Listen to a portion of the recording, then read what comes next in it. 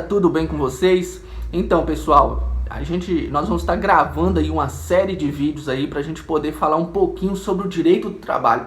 Para quem não me conhece ainda, meu nome é Cássio Rafael, seja bem-vindo aí nesse canal. Sou especialista em direito do trabalho e previdenciário e atuante também na área de direito do trabalho há alguns anos. Então, pessoal, sem delongas, vamos falar um pouquinho aí sobre o direito do trabalho. E neste vídeo nós vamos falar sobre a evolução do direito do trabalho. O trabalho, ele é citado no livro de Gênesis, na Bíblia, o primeiro livro da Bíblia. No Éden, o homem, ele não precisava trabalhar, ele tinha todas as coisas, Deus deu a ele todas as coisas. Então não havia necessidade dele trabalhar. Então com o pecado, quando o pecado entrou no jardim do Éden por meio do homem, então Deus coloca o trabalho como se fosse um castigo ao homem.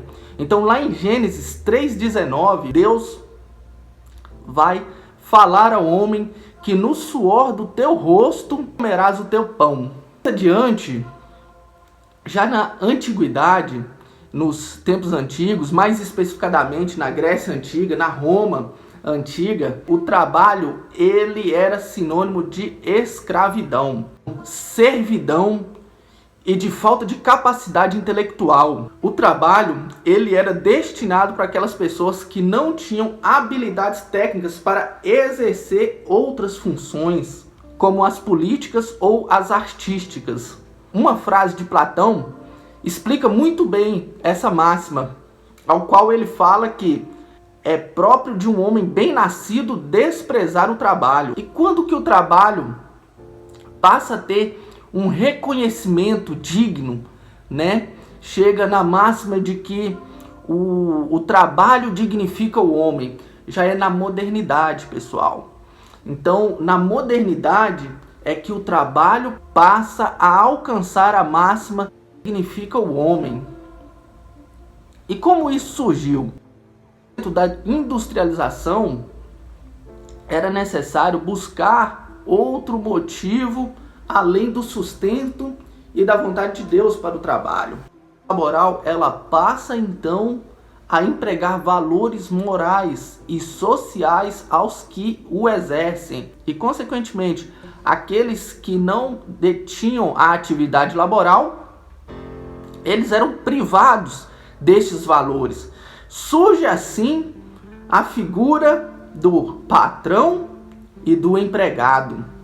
Todavia, as condições de vida de um operário no século XIX, seja na Inglaterra, berço da industrialização, né, da Revolução Industrial, ou em outros países europeus que seguiam o caminho da industrialização, eram em condições degradantes. Por exemplo, o operário ele ficava exposto à fome, a doenças, a ambientes altamente insalubres, com extensas jornadas que podiam chegar até a 16 horas diárias, né?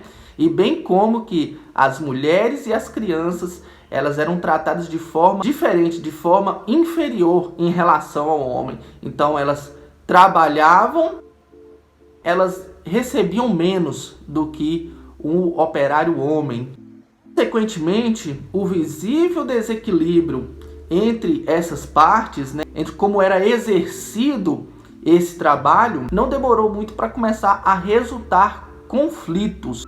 E deste modo, pessoal, cabe salientar o senso geral entre os juristas e os magistrados de direito do trabalho, que os direitos trabalhistas servem para equilibrar as posições dos sujeitos nas relações de trabalho. E aí, pessoal, vocês sabem na onde que vai se consolidar os direitos do trabalho? Esses direitos eles vão se consolidar pela primeira vez no México, na Constituição Mexicana, em 1917, por meio de reivindicações dos operários. Os direitos trabalhistas esculpidos na Constituição Mexicana não eram assim chamados, eles foram tragos como os direitos sociais. E nela constavam artigos que legislavam sobre jornadas, por exemplo, de 8 horas diárias, bem como de um salário mínimo capaz de sustentar os trabalhadores e seus familiares com dignidade. Seguidamente, a Constituição Mexicana também foi promulgada em 1919 a Constituição do Império Alemão, que em seu corpo traziam alguns artigos relacionados também a direitos sociais, que garantiam alguns direitos mínimos aos trabalhadores. E no Brasil, como que esses direitos sociais, como que o direito do trabalho chega aqui no Brasil? As conquistas sociais em relação aos direitos trabalhistas no Brasil chegaram de forma tardia, devido até mesmo ao tardio desligamento da República Federativa do Brasil à escravidão, e bem como também a tardia chegada da industrialização no Brasil.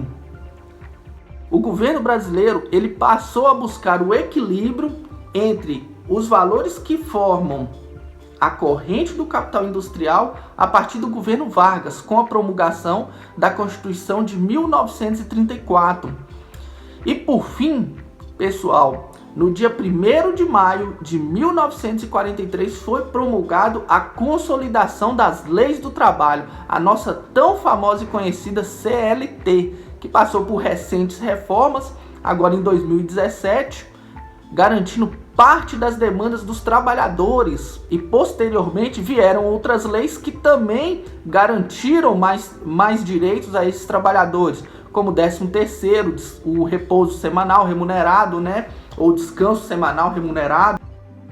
Isso aqui nós vamos ver mais adiante nos próximos vídeos. E aí, pessoal, agora eu quero ver com vocês. Gostaram do conteúdo? Se gostaram, deixa o like, põe aí nos comentários aí se vocês têm algum tema específico que quer que eu traga aqui para vocês.